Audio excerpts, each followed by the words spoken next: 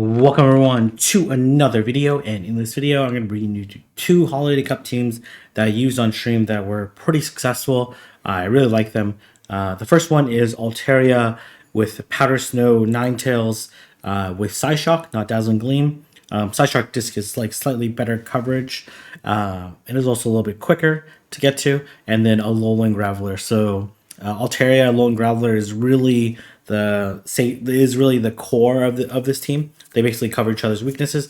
Obviously, like maybe a core breaker would be like Galarian Stunfisk, or even any of the Rock Throw, even like Rock Throw Rock Boys would be more challenging. So like a Alolan Graveler, a Alolan Golem would be pretty tough for this team. So, and then the second team is Dedenne, Shadow Lapras, and Mandibuzz with Snarl and Foul Play. Dedenne, I think, is honestly one of the least checked Pokemon in the entire meta. I think only like Ferrothorn resists both its charge moves. So obviously very bad leading an Altaria into a Frostlass, and they say switch a Vigoroth, which tells me that their Pokemon in the back is like weak to Fairy. So like an Obstagoon, for example. So here my objective is not necessarily to win switch, because you actually can't win switch against a Vigoroth in the 2 shield. So I'm just looking to take a shield advantage since I got a slight energy advantage, and I'm going to be able to outpace this Vigoroth, and we both can take one charge move. And I'm going to look to throw the Weather Ball, and then they're going to probably shield here. If they don't shield, that's amazing. If they do, that's okay too. And then I know they have energy, so what I'm going to do here is I'm actually going to take the Body Slam onto Altaria.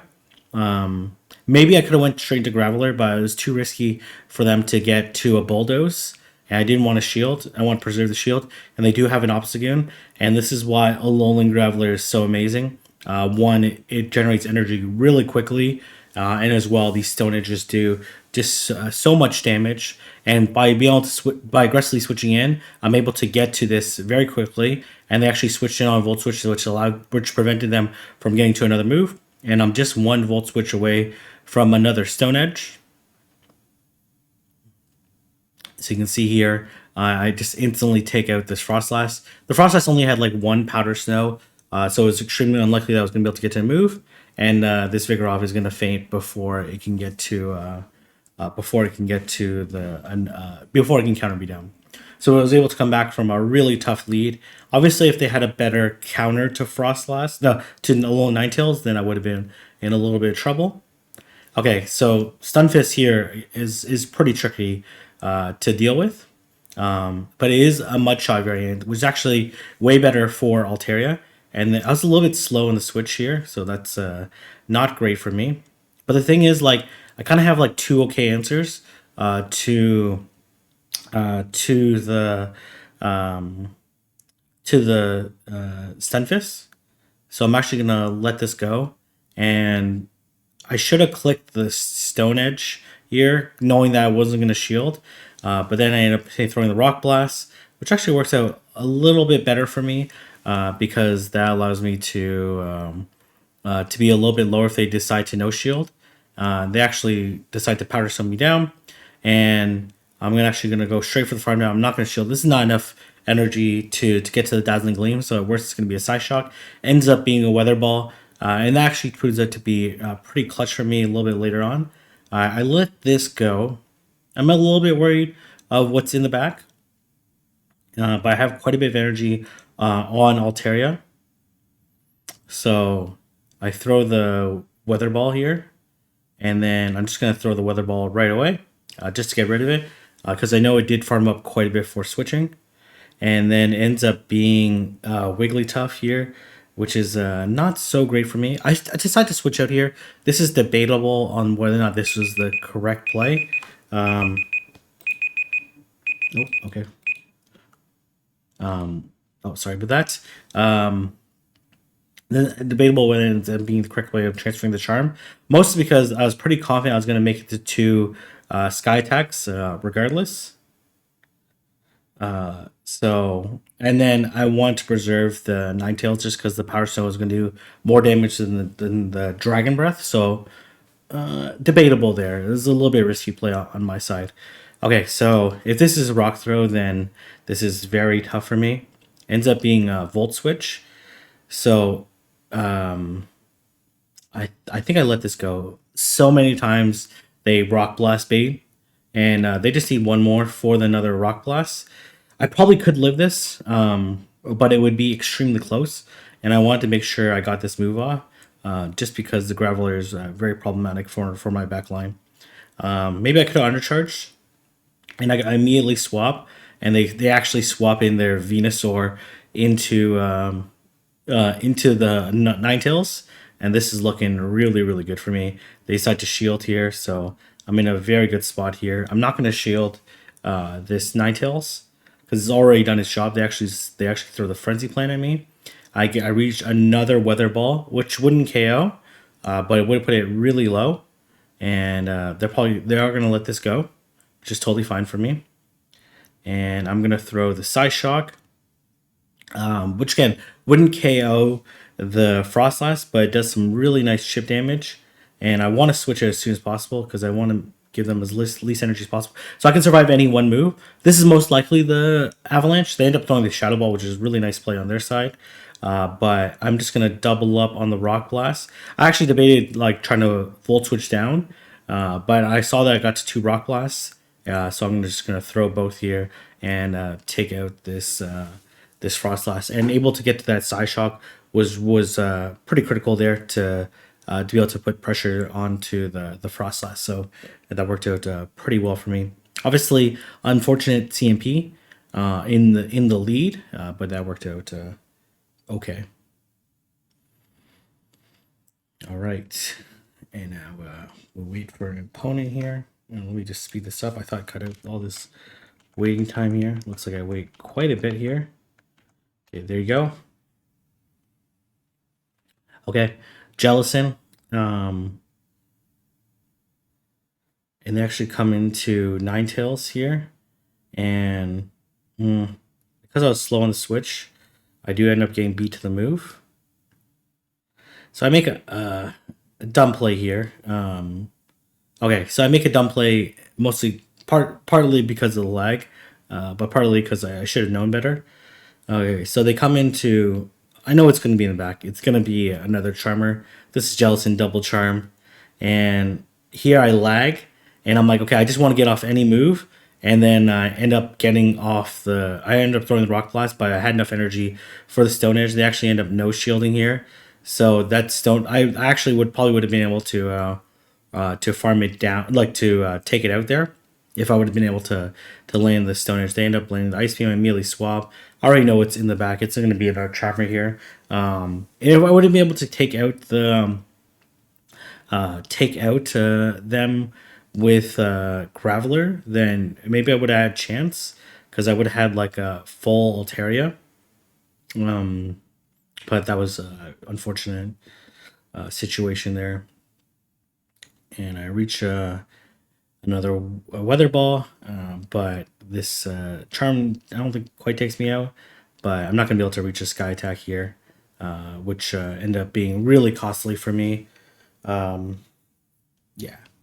They had a move too, so it didn't matter that I had a shield in because they would just Ice Beam me with the Wigglytuff. So, but yeah, frustrating to see that visual lag there. No, the like starter lag, and then we eventually get the fast moves caught up. But I was so worried not like getting fast move down that I panicked and threw the Rock Blast instead of trying to commit to the Stone Edge. Okay, so I'm gonna switch here because I want to bait out the potential Graveler counter, and they actually come into their own Graveler. So, and I should end up shielding this. They end up not baiting. Sure, it worked out okay. I thought I CMP'd there, but I guess I didn't click on the move. But that's okay. I think I denied. I definitely did not deny, so they got to move through. So it's very frustrating here because I swear I clicked the Weather Ball because now they can straight Rock Blast me. I believe they actually let this go. They do. And they come back into Skarmory. Skarmory has quite a bit of energy already, but I'm gonna be able to get off quite a few weather balls, and as long as they don't have flash cannon, my Graveler is super safe. They actually end up throwing the move here. I think they were worried about getting hit by another weather ball and being too low. And I go into Graveler here, and they farm up. Okay, I make kind of a dumb play here. I should have just switched right away, but I figured get some chip damage here. Potentially, I could. I'm not entirely sure why I threw the rock blast. They stone edge me, which is totally fine. And then I throw the sky attack. They'll be able to reach the next stone edge pretty quickly. Probably 2 more bullet seeds. Yeah, 2 more bullet seeds. And then they make a really nice play. They make a really nice play here. They obviously just waited for me, and then they come into Skarmory. I'm just gonna no bubble this, and I should be able to farm down the Skarmory with these Volt switches, and I'm able to farm up the perfect amount, and I'm still able to reach the Rock Blast to KO the Cradilly. It was a nice play by them, but they still needed like another bullet seed in order to be able to get off the move, so it worked out okay for me. Okay, so now we're on to the second team here. Dedenne, honestly, a humongous core breaker.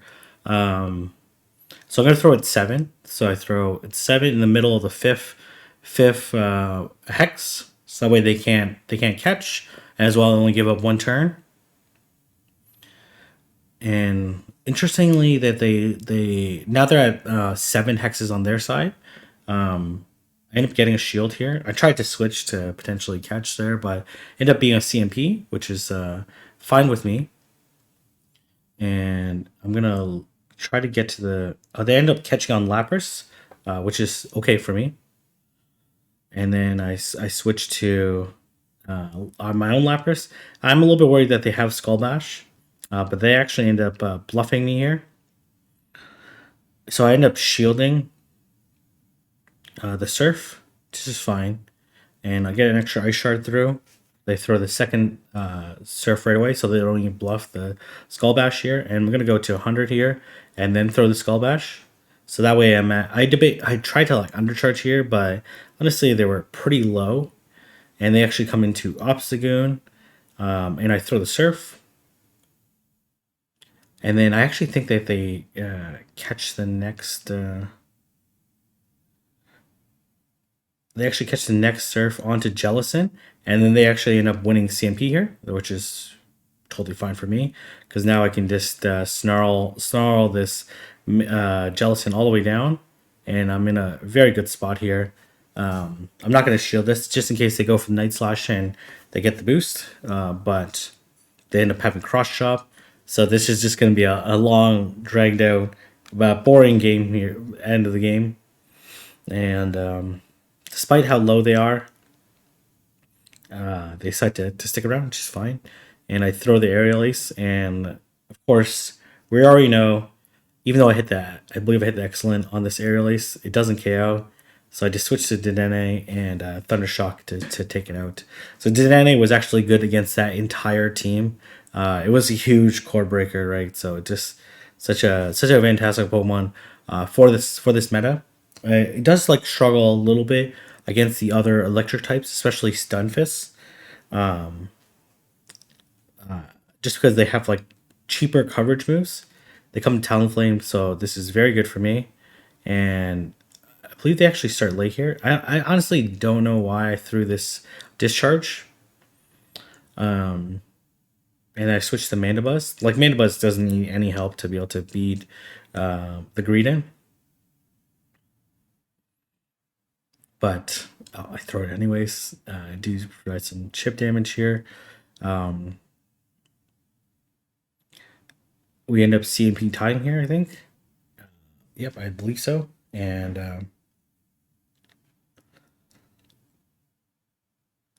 we're looking pretty good right now. I get the extra Snarl. I believe they actually make the switch. Yeah, they do make the switch onto... and then I switch here, and then I think I end up double shielding here, right? So I think I throw 4 more. 1, 2, 3, 4. And if they shield this, because they have the second flame charge, I'm actually just going to shield and farm this down. Yeah, I'm just going to shield this and farm them down. I actually probably could have got the move off there, but that's okay. I've committed to a plan. I'm quite low. And I think they actually have, they actually come back into green in here, which is fine. And they actually come into Vigoroth. I throw the discharge. And I don't want to get farmed down here, so I switch out to Mandibuzz. I'm hoping that they don't come out with that much energy after this Mandibuzz matchup, just because like another foul play would put them pretty low. Unfortunately for me, which is very fortunate for them, they it just barely doesn't KO. And I should have waited the clock here. I actually didn't think I needed to catch. But they actually have the double body slam here, or they're one away, I should say. But I live another body slam. Really nice play by the opponent after overcoming a pretty tough matchup. I'm able to land the surf here to take out the Vigoroth. So really close game there, despite me winning the lead and the counter switch. Obviously, the Vigoroth was really good against my Lapras, but they said they played really well there.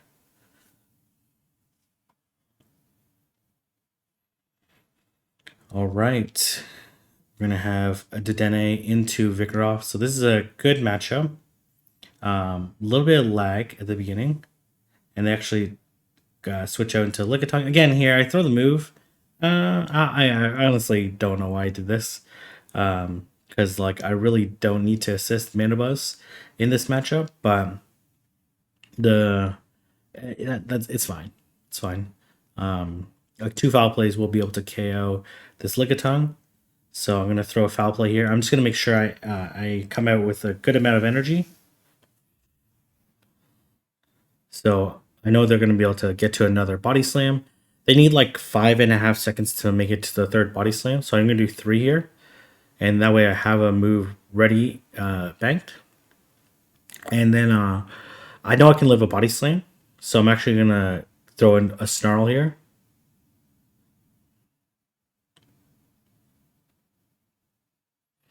So I'm going to let this go.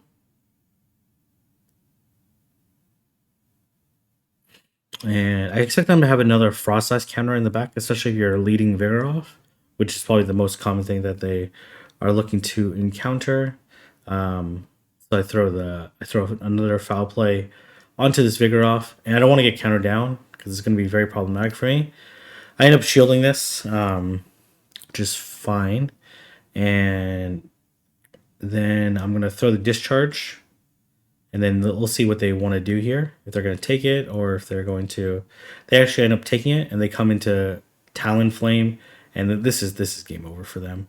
Right, I'm going to be able to reach these 2 discharges, and the discharge will do quite a bit of damage, and I end up seeing a Thundershock through, so I don't need to do anything fancy here. Just need to do 2 Thundershocks and land the discharge, and it honestly didn't really matter that I got Thundershock through because like I would be able to get a free Thundershock regardless and not take us another incinerating damage. So worked out pretty well for me. Okay, so this is a very good lead for me, especially if they don't have Gunk Shot, and they actually switch out into, again, I don't know why I threw the discharge here.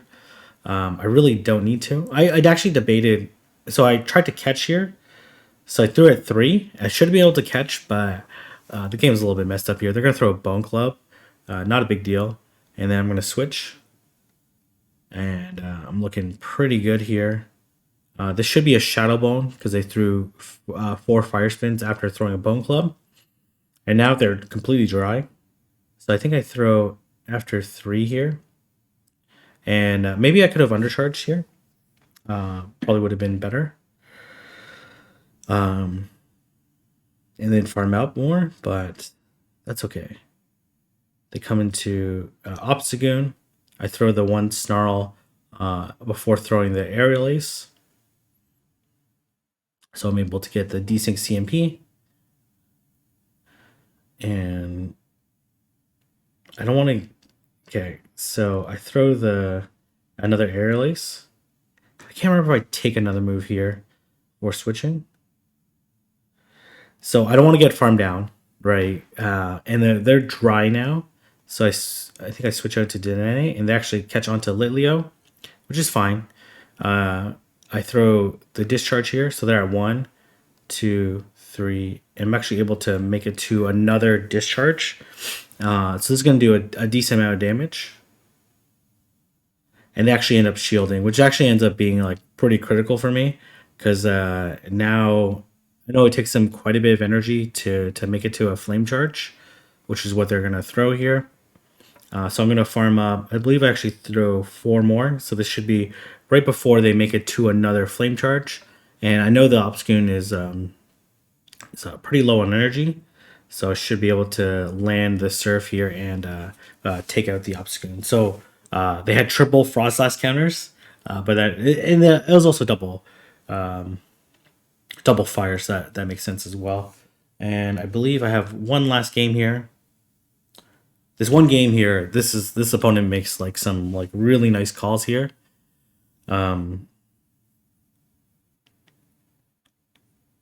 Okay, so I lead Dedenne into Graveler. Not a great matchup for me. And honestly, I make kind of a stupid play here. I should have not baited here. Honestly, I don't know what baiting. Well, obviously, what baiting gets me is a. So I'm not going to shield this, right? Because likely they'll Rock Blast, and which they almost always do. I just throw here to throw onto CMP because I don't plan to shield this Dedenne further, but it looks like they end up getting an extra Volt Switch in, which actually really sucked for me. And they're actually going to be able to reach another Rock Blast here. But then it ended up being what they have they Rock Blasting here. They actually end up having Ninetales here, Charm Ninetales. So this is pretty much GG's for me. I'm not going to be able to reach another move here. So well played on the opponent's side. Though like this Charm Ninetales was going to be really difficult to deal with in the back. And I actually believe that they have a Diggersby in the back. And they get a Charm through, which really doesn't matter. And they have a Diggersby here. So I'm going to try to throw here after 5. So now they have 7, 8. And I'm going to throw another one here. And I just decide to catch the Hybrid Beam. But it really doesn't matter because they actually went way over. They're at like 90 energy. So it'll only take them like a few more to get to it. So there's no point in me even throwing moves here. I'll just let them take me out. But I really like these two teams. So and nice play by my opponent in that last game. So I really like these two teams. Hopefully you'll find some success. I really like the Dedenne team. I think it's really, really strong. I think Dedenne, the ability to be anti-counter and anti-flyer in all-in-one Pokemon is really good. Because the other anti-flyers like Lapras, like Alolan Graveler and Golem, even Lantern, like really struggle against the counter users just because they don't have that counter resist. So it does struggle against some of those like Alolan Gravelers you saw in that matchup. It would struggle against Stunfisk, but at least it still has the play rough for a little bit of counterplay. Anyways, I'm going to leave there. If you like this video, don't forget to like, comment, and subscribe, and I'll see everyone in the next video.